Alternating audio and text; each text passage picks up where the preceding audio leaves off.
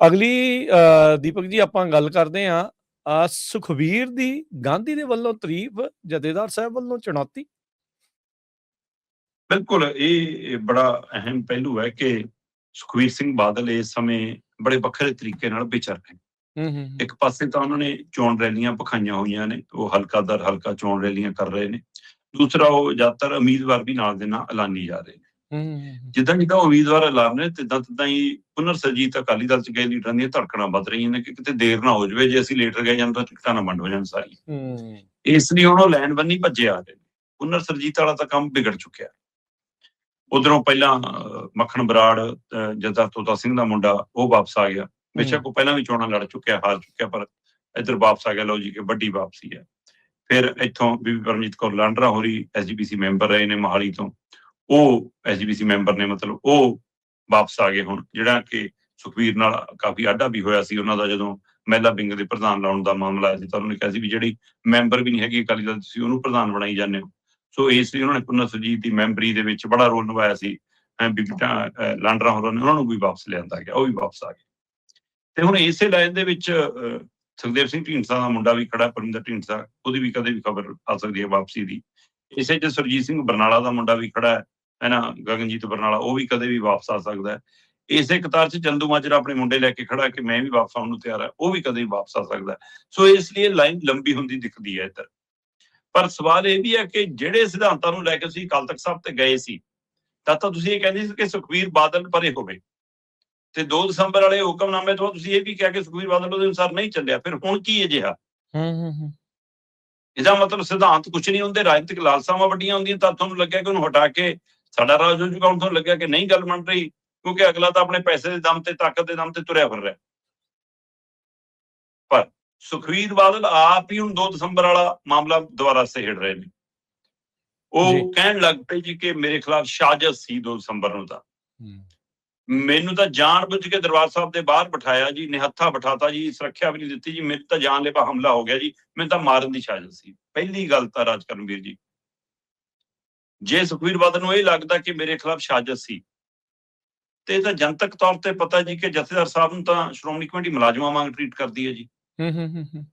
ਤੇ ਸ਼੍ਰੋਮਣੀ ਕਮੇਟੀ ਜੇ ਜਥੇਦਾਰ ਲਾਉਂਦੀ ਹੈ ਤੇ ਸ਼੍ਰੋਮਣੀ ਕਮੇਟੀ ਤੇ ਕੰਟਰੋਲ ਸੁਖਬੀਰ ਬਾਦਲ ਦਾ। ਤੇ ਉਸ ਸਮੇਂ ਜਿਹੜੇ 5 ਸਿੰਘ ਸਾਹਿਬਾਨ ਸੀਗੇ, ਉਹਨਾਂ ਚ ਜੇ 3 ਜਥੇਦਾਰ ਵੀ ਸੀ ਤਾਂ ਉਹ ਲਾਏ ਕਿਹਨੇ ਸੀ? ਉਸ SGPC ਨੇ ਜਿਹਦਾ ਕੰਟਰੋਲ ਸੁਖਬੀਰ ਬਾਦਲ ਕੋਲ ਸੀ, ਤੁਹਾਡੇ ਕੋਲ। ਫਿਰ ਉਸ ਤੋਂ ਗਾਂਹ ਆ ਜਾਈਏ ਜੇ ਆਪਾਂ, ਹੁਣ ਜਿਵੇਂ ਸੁਖਬੀਰ ਬਾਦਲ ਹੋਰੀ ਇਹ ਕਹਿੰਦੇ ਨੇ ਕਿ ਜੀ ਮੈਨੂੰ ਸਾਜ਼ਿਸ਼ ਤਹਿਤ ਫਸਾਇਆ। ਬਈ ਤੁਸੀਂ ਹਾਂ ਕੀਤੀ, ਉੱਥੇ ਹਰੇਕ ਗੁਨਾਹ ਦੇ ਸਵਾਲ ਤੇ ਤੁਸੀਂ ਨਾ ਕਰ ਲੈਂਦੇ।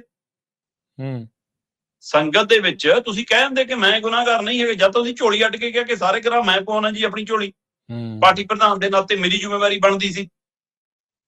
ਚਲੋ ਉਹ ਤੋਂ ਵੀ ਗਾਂਹ ਆ ਜਾਈਏ, ਤੁਸੀਂ ਗੁਰੂ ਦੇ ਘਰ ਵੀ ਗੁਰੂ ਦੀ ਛਤਰ ਛਾਇਆ ਨਹੀਂ ਮੰਨਦੇ।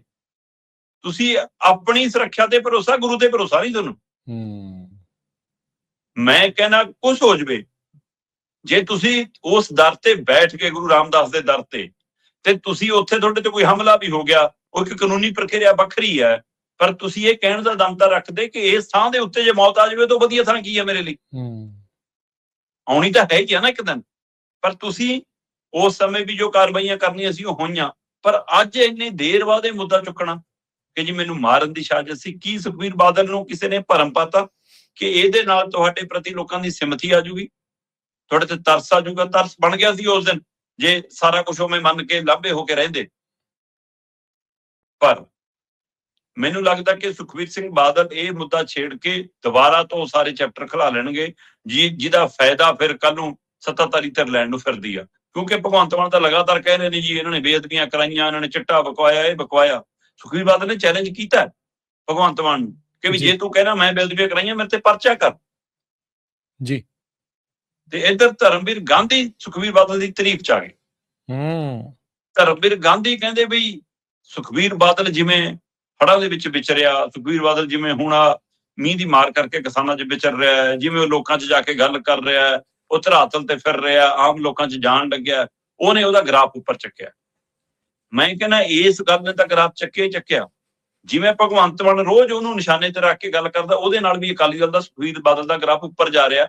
ਉਹ ਇਹੀ ਤਾਂ ਚਾਹੁੰਦੇ ਨੇ ਕਿ ਮੁਕਾਬਲੇ 'ਚ ਆ ਜਾਣ ਤੇ ਚਾਰ ਧਿਰਾਂ 'ਚ ਵੋਟ ਵੰਡੀ ਜਾਵੇ। ਇਹੀ ਸੱਤਾਧਾਰੀ ਧਿਰ ਕੇਂਦਰ ਵਾਲੀ ਵੀ ਚਾਹੁੰਦੀ ਹੈ ਬੀਜੇਪੀ ਕੇ ਪੰਜਾਬ 'ਚ ਹੋ ਜਾਵੇ ਸਟ੍ਰੈਟਜੀ ਆ। ਪਰ ਕੀ ਸੁਖਬੀਰ ਸਿੰਘ ਬਾਦਲ ਸੱਚਮੁੱਚ ਗਰਾਊਂਡ ਦੀ ਮਜ਼ਬੂਤੀ ਹਾਸਲ ਕਰ ਰਹੇ ਨੇ ਜਾਂ ਆਪਣੇ ਹੀ ਵਰਕਰਾਂ 'ਚ ਵਿਚਰ ਰਹੇ ਨੇ? ਦੇਖੋ, ਜੇ ਆਮ ਆਦਮੀ ਪਾਰਟੀ ਦਾ ਗ੍ਰਾਫ ਡਿੱਗਦਾ ਤਾਂ ਉਹਦੇ ਕੋਲ ਗਈ ਵੋਟ ਅਕਾਲੀ ਕਾਂਗਰਸੀਆਂ ਦੀ ਸੀ ਨਾ, ਇਦਾਂ ਹੀ ਉਹ ਕਿਹਦੇ ਕੋਲ ਮੁੜ ਕੇ ਆਉਂਦੀ ਹੈ? ਜੇ ਸੁਖਬੀਰ ਕੋਲ ਮੁੜ ਕੇ ਆਉਂਦੀ ਹੈ ਤਾਂ ਮਜ਼ਬੂਤ ਹੋਣਾ ਰਾਜਨੀਤਿਕ ਤੌਰ ਤੇ ਵਾਜਬ ਹੈ, ਪਰ ਸਿਧਾਂਤਕ ਤੌਰ ਤੇ ਤੁਸੀਂ ਸਹੀ ਕਰ ਰਹੇ ਹੋ ਕਿ ਨਹੀਂ, ਇਹ ਸਵਾਲ ਤੁਹਾਡੇ ਮੂਹਰੇ ਖੜਾ ਰਹਿਣਾ। ਪੰਥਕ ਤੌਰ ਤੇ ਤੁਸੀਂ ਰਵਾਇਤਾਂ ਅਨੁਸਾਰ ਸਹੀ ਹੋ ਕਿ ਨਹੀਂ, ਇਹ ਸਵਾਲ ਖੜਾ ਰਹਿਣਾ, ਚਾਹੇ ਉਹ ਲੀਡਰ ਮੁੜ ਵੀ ਆਉਣ ਜਿਹਨਾਂ ਨੇ ਸਵਾਲ ਖੜੇ ਕੀਤੇ ਸੀ। ਹੁਣ ਇਸੇ ਪਹਿਲੂ ਦੇ ਵਿੱਚ ਜਦੋਂ ਸੁਖਬੀਰ ਬਾਦਲ ਇਹ ਕਹਿਣ ਲੱਗੇ ਕਿ ਮੇਰੇ ਖਿਲਾਫ ਸਾਜ਼ਿਸ਼ ਸੀ, ਮੈਨੂੰ ਮਰਾਉਣ ਦੀ, ਮੇਰੇ ਖਿਲਾਫ ਫੈਸਲਾ ਲੈਣ ਦੀ, ਮੈਨੂੰ ਫਸਾਉਣ ਦੀ, ਤਾਂ ਜਥੇਦਾਰ ਗਿਆਨੀ ਰਘੁਵੀਰ ਸਿੰਘ ਸਾਹਮਣੇ ਆਏ। ਹਾਂਜੀ, ਉਹਨਾਂ ਨੇ ਚੁਣੌਤੀ ਦਿੱਤੀ ਹੈ ਸੁਖਬੀਰ ਬਾਦਲ। ਉਹ ਕਹਿੰਦੇ ਵੀ ਅਸੀਂ ਤਾਂ ਸੀਗੇ ਉਸ ਸਮੇਂ ਜਥੇਦਾਰ, ਹੁਣ ਤਾਂ ਅਸੀਂ ਜਥੇਦਾਰ ਨਹੀਂ ਹੈ। ਹੁਣ ਵਾਲੇ ਜਥੇਦਾਰ ਸਾਹਿਬਾਨ ਨੂੰ ਕਹੋ ਕੇ ਬੁਲਾ ਲੈਣ ਮੀਟਿੰਗ। ਸ਼੍ਰੀ ਅਕਾਲ ਤਖਤ ਸਾਹਿਬ ਦੇ ਉੱਤੇ ਗੁਰੂ ਗ੍ਰੰਥ ਸਾਹਿਬ ਜੀ ਦੀ ਹਾਜ਼ਰੀ ਦੇ ਵਿੱਚ ਪੰਜ ਸਿੰਘ ਸਾਹਿਬਾਨਾਂ ਵੱਲੋਂ ਤੁਹਾਨੂੰ ਵੀ ਸੱਦ ਲਿਓ, ਸਾਨੂੰ ਵੀ ਸੱਦ ਲਿਓ, ਸੰਗਤ 'ਚ ਬੈਠਾਂਗੇ, ਉਵੇਂ ਹੀ ਸਾਰਾ ਕੁਝ ਹੋਵੇ ਤੇ ਉੱਥੇ ਸਾਬਤ ਕਰ ਦਿਓ ਕਿ ਹਾਂ ਤੁਸੀਂ ਝੂਠੇ ਨਹੀਂ ਸੀਗੇ। ਕਹਿੰਦੇ ਕਿ ਸਾਬਤ ਕਰੋ ਕਿ ਹਾਂ ਤੁਹਾਡੇ ਖਿਲਾਫ ਸਾਜ਼ਿਸ਼ ਸੀ, ਆਜੋ ਕਹਿੰਦੇ। ਸਹੀ। ਸੋ ਇਸ ਲਈ ਉਹਨਾਂ ਨੇ ਸਿੱਧਾ ਚੈਲੰਜ ਕੀਤਾ। ਹੁਣ ਦੇਖਣ ਵਾਲੀ ਗੱਲ ਹੈ ਕਿ ਸੁਖਬੀਰ ਬਾਦਲ ਨੂੰ ਚੈਲੰਜ ਕਬੂਲ ਕਰਦੇ ਕਿ ਨਹੀਂ। ਮੈਨੂੰ ਲੱਗਦਾ ਹੁਣ ਉਹਦੀ ਅਣਦੇਖੀ ਕਰਨਗੇ ਸੁਖਬੀਰ ਬਾਦਲ। ਪਰ ਰਾਜਨੀਤਿਕ ਤੌਰ ਦੇ ਉੱਤੇ ਪੰਜਾਬ ਦੇ ਵਿੱਚ ਜੇ ਕੋਈ ਵਿਚਰ ਰਿਹਾ ਤਾਂ ਆਮ ਆਦਮੀ ਪਾਰਟੀ ਜਾਂ ਕਾਂਗਰਸ ਜਿਹੜੀ ਦਿਖਦੀ ਹੈ। ਬੀਜੇਪੀ ਅਦ੍ਰਿਸ਼ ਰੂਪ ਦੇ ਵਿੱਚ ਬਹੁਤ ਕੰਮ ਕਰ ਰਹੀ ਹੈ। ਕਾਂਗਰਸ ਦੇ ਆਪਣੇ ਆਪਣੇ ਹਲਕੇ 'ਚ ਤਾਂ ਲੀਡਰ ਲੱਗੇ ਨੇ ਆਪਣੀ ਆਪਣੀ ਚੋਣ ਜਿੱਤਣ ਲਈ, ਪਰ ਪਾਰਟੀ ਦੀ ਮਜ਼ਬੂਤੀ ਲਈ ਅਜੇ ਕਾਂਗਰਸ ਪੈਰਤਨਾ ਨਹੀਂ ਕਰਦੀ ਦਿਖਦੀ। ਉਹ ਦੇਖਦੀ ਹੈ ਕਿ ਨਵਾਂ ਪ੍ਰਧਾਨ ਬਣ ਕੇ ਆ ਜਾਵੇ, ਸ਼ਾਇਦ ਨਵਾਂ ਵਿਰੋਧੀ ਦਾ ਲੀਡਰ ਬਣ ਕੇ ਆ ਜਾਵੇ, ਸ਼ਾਇਦ ਮੁੱਖ ਮੰਤਰੀ ਦਾ ਕੋਈ ਚਿਹਰਾ ਲਾਉਣ ਦੇਣ। ਵੈਸੇ ਕੱਲ ਵੀ ਮੈਨੂੰ ਪਤਾ ਲੱਗਿਆ ਕਿ ਰਾਹੁਲ ਗਾਂਧੀ ਨੇ ਦੇਸ਼ ਭਰ ਦੇ ਜਿਹੜੇ SCBC ਲੀਡਰ ਨੇ ਉਹਨਾਂ ਦੀ ਮੀਟਿੰਗ ਕੀਤੀ। ਉਹਨਾਂ 'ਚ ਡਾਕਟਰ ਅਮਰ ਸਿੰਘ ਵੀ, ਉਹਨਾਂ ਦੇ ਵਿੱਚ ਚੰਨੀ ਵੀ ਤੇ ਪੰਜਾਬ ਦੇ ਲੀਡਰ ਵੀ ਸ਼ਾਮਲ ਸੀਗੇ। ਸੋ ਇਸ ਲਈ ਕਾਂਗਰਸ ਉਸ ਪਲੇਟਫਾਰਮ ਤੇ ਤਾਂ ਕੋਈ ਕੰਮ ਕਰ ਰਹੀ ਹੋਵੇ ਦੇਸ਼ ਪੱਧਰ ਦੇ ਉੱਤੇ, ਪਰ ਪੰਜਾਬ ਪੱਧਰ ਤੇ ਉਵੇਂ ਕੰਮ ਨਹੀਂ ਕਰਦੀ ਦਿਖਦੀ। ਇਸ ਲਈ ਕਾਂਗਰਸੀ ਸਮਰਥਕਾਂ ਨੂੰ ਫਿਕਰ ਤਾਂ ਹੈਗਾ, ਪਰ ਸੁਖਬੀਰ ਬਾਦਲ ਤੇ ਭਗਵੰਤ ਮਾਨ ਹੋਰੀ ਇੱਕ ਗੇੜਾ ਪੂਰਾ ਪੰਜਾਬ ਦਾ ਦੇ ਕੇ ਫਿਰ ਦੁਬਾਰਾ ਚੋਣ ਪਿੜ 'ਚ ਦੁਬਾਰਾ ਆਉਣ ਲਈ ਵੀ ਤਿਆਰ ਰਹੇ। ਦੀਪਕ ਜੀ, ਇੱਥੇ ਵੀ ਚੀਜ਼ ਦਾ ਥੋੜਾ ਨਤਾਰਾ ਕਰਿਓ, ਦੱਸਿਓ ਵੀ ਜਿੱਦਾਂ ਤੁਸੀਂ ਇਹਦੇ ਵਿੱਚ ਇੱਕ ਗੱਲ ਕਹੀ ਵੀ ਕੀ ਇਹ ਆਪਣੇ ਵਰਕਰਾਂ 'ਚ ਘੁੰਮ ਰਹੇ ਆ ਜਾਂ ਵਾਕਈ ਲੋਕਾਂ ਦੇ ਵਿੱਚ ਇਹਨਾਂ ਦੀ ਭੱਲ ਵੱਧ ਰਹੀ ਆ, ਇਹ ਇੱਕ ਆਉਣ ਵਾਲੇ ਸਮੇਂ 'ਚ ਪਤਾ ਲੱਗੂਗਾ। ਪਰ ਕੀ ਲੋਕ ਮੌਜੂਦਾ ਸਰਕਾਰ ਤੋਂ ਇੰਨੇ ਦੁਖੀ ਆ ਵੀ ਜਿਨ੍ਹਾਂ ਦੇ ਉੱਤੇ ਦੋਸ਼ ਆ ਬੇਅਦਬੀਆਂ ਦੇ, ਜਿਨ੍ਹਾਂ ਨੇ ਉਹ ਜਿਹੜੀਆਂ ਗਲਤੀਆਂ ਆਪਣੀ, ਜਿੱਦਾਂ ਤੁਸੀਂ ਕਿਹਾ ਵੀ ਝੋਲੀ ਪਵਾਈਆਂ, ਫਿਰ ਉਹਨਾਂ ਦੇ ਵੱਲ ਨੂੰ ਉਲਰਨਾ ਪੈ ਰਿਹਾ? ਦੇਖੋ, ਪਹਿਲੀ ਗੱਲ ਤਾਂ ਇਹ ਹੈ ਕਿ ਮੌਜੂਦਾ ਸਰਕਾਰ ਝੂਠ ਬਹੁਤ ਬੋਲਦੀ ਹੈ। ਮੌਜੂਦਾ ਸਰਕਾਰ ਲੋਕਾਂ ਨੂੰ ਆਪ ਦਮ ਭਰ ਕੇ ਕਹਿਣਾ ਜਚਾਉਣਾ ਚਾਹੁੰਦੀ ਹੈ ਕਿ ਅਸੀਂ ਆਹ ਕੁਛ ਕਰਤਾ, ਲੋਕ ਨਹੀਂ ਕਹਿ ਪਾ ਰਹੇ ਅਜੇ ਵੀ। ਤੁਹਾਡੇ ਵਰਕਰ ਜਦੋਂ ਉੱਠ ਕੇ ਤੁਹਾਡੇ ਮੂੰਹ ਤੇ ਕਹਿਣ ਲੱਗ ਜਾਣ ਕਿ ਸਾਡੇ ਮੁਹੱਲੇ 'ਚ ਚਿੱਟਾ ਵਿਕਦਾ ਜੀ, ਪੁਲਿਸ ਬਕਵਾਉਂਦੀ ਹੈ ਜੀ, ਇਹਦਾ ਮਤਲਬ ਮੁੱਖ ਮੰਤਰੀ ਜੇ ਇਹ ਕਹਿ ਦੇਵੇ ਕਿ ਮੈਂ ਬਦਲੀ ਕਰਤੀ ਜੀ, ਲਓ ਜੀ ਮੈਂ ਜੀ ਉਹ ਬਣ ਗਿਆ ਅਨਿਲ ਕਪੂਰ ਨਾਇਕ ਫਿਲਮ ਵਾਲਾ, ਦੇਖੋ ਜੀ ਜਦੇ ਐਕਸ਼ਨ ਲੈ ਲਿਆ। ਸੱਚਾਈ ਤਾਂ ਇਹ ਹੈ ਕਿ ਜੇ ਤੁਹਾਡੇ ਰਾਜ ਦੇ 4 ਸਾਲ ਬੀਤਣ ਤੋਂ ਬਾਅਦ ਵੀ ਤੁਹਾਡੇ ਸਰਪੰਚ ਪੰਚ ਕਹਿ ਰਹੇ, ਵਿਰੋਧੀ ਨਹੀਂ ਕਹਿ ਰਿਹਾ, ਇਹਦਾ ਮਤਲਬ ਹਾਲਤ ਕਿੰਨੀ ਮਾੜੀ ਹੋਣੀ।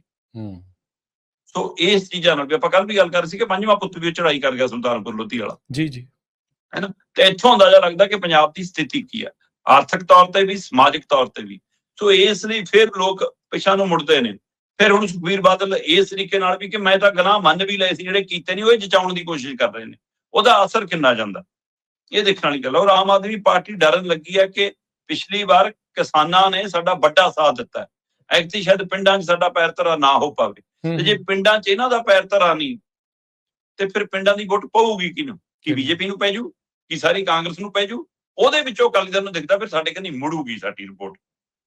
ਤੇ ਜੇ ਪੁਨਰ ਸਰਜੀਤ ਹੋ ਜਾਂਦਾ ਜਾਂ ਅੰਮ੍ਰਿਤਪਾਲ ਹੋਰਾਂ ਦੀ ਧਿਰ ਜੇ ਉਹ ਸਪੇਸ ਲੈ ਪਾਉਂਦੀ ਉਵੇਂ, ਤਾਂ ਸ਼ਾਇਦ ਫਿਰ ਸੁਖਬੀਰ ਬਾਦਲ ਕੰਨੀ ਘੱਟ ਮੁੜਦੇ।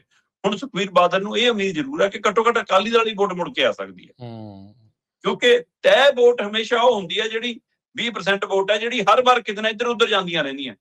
ਅਸਲੀ ਫੈਸਲਾ ਉਹ ਕਰਦੀ ਹੈ। ਪਰ ਇਸ ਵਾਰ ਆਮ ਆਦਮੀ ਪਾਰਟੀ ਦਾ ਸਾਰਿਆਂ ਦੀ ਵੋਟ ਟੁੱਟ ਕੇ ਪਈ ਸੀ ਨਾ। ਬਿਲਕੁਲ, ਰਵਾਇਤੀ ਵੋਟਾਂ ਵੀ, ਪੱਕੀਆਂ ਵੋਟਾਂ ਵੀ ਪਾਰਟੀਆਂ ਟੁੱਟ ਕੇ ਪਈਆਂ ਨਾ। ਜੇ ਪਾਰਟੀ ਦਾ ਪੱਕਾ ਕੈਡਰ ਵੀ ਪਾਰਟੀਆਂ ਕੋਲ ਵਾਪਸ ਆ ਜਾਂਦਾ ਹੈ ਇਹ ਚੀਜ਼ਾਂ ਨੂੰ ਅਣਦੇਖੀ ਕਰਕੇ ਕਿ ਕਿਹਨੇ ਕੀ ਕਰਾਇਆ ਕੀ ਨਹੀਂ, ਫਿਰ ਉਹਦੇ ਨਾਲ ਵੀ ਅਕਾਲੀ ਦਲ ਪਹਿਲਾਂ ਦੇ ਮੁਕਾਬਲੇ ਮਜ਼ਬੂਤ ਹੋਏਗਾ।